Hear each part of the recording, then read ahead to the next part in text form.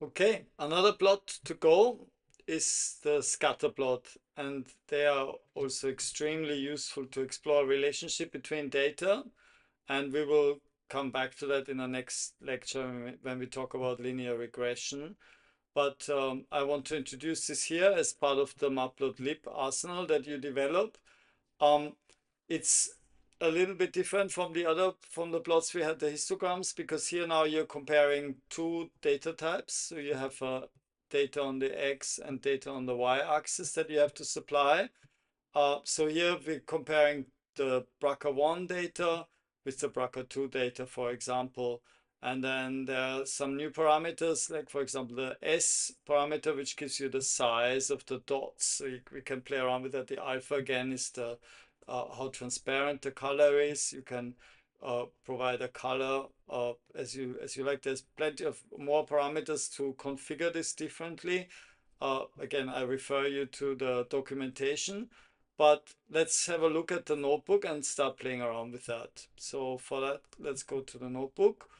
And yeah, so the first thing we have to do is import matplotlib as usual, import matplotlib.pyplot splt.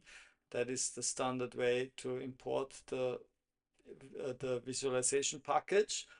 Then we import our data.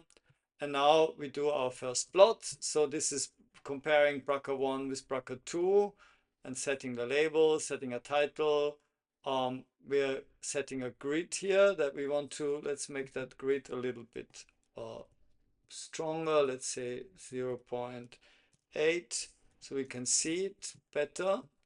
You can see here the lines. If I turn this off, if you don't like it, then you just get rid of it. But this is sometimes quite useful to know where the data are.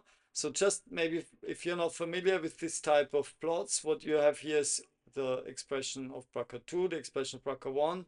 Each dot is a cell line, and we can see very nicely there is some sort of linear distribution, but there's quite a lot of outliers as well.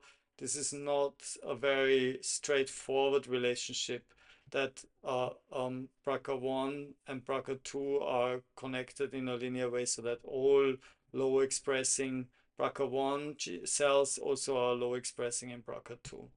So this information is really useful information if you want to compare how two genes are correlated with each other, and we'll talk more about that in the next lecture. But the scatter plot itself should be now quite clear. Let's play a little bit more with the parameters. If we put this at 100, we'll increase the size. In the exercises, you can also then see how you can separate in the same plot by color the two different cancer types. That's a really nice exercise. It's a little bit complicated to do that with matplotlib alone. It'll be much easier to do that with Seaborn, but you can have a go at the exercises. There is not an awful lot more I want to say here about the scatterplot functionality. I think the things become relatively redundant. That's a good thing. Maybe let's have a look at a strongly correlated gene. So TSC1 and TSC2 is a little bit more strongly correlated, but again, there's outliers in the data. But the plotting works more or less in exactly the same way. And yeah, I will leave you to explore the notebook here. This is there's a lot of practices, and what the challenge I give you is to try and separate by color the two different cancer types, the myeloid and the breast cancer. Then you can really see whether breast cancers are more correlated than myeloid, for example, or things like that, which would be interesting information to gather.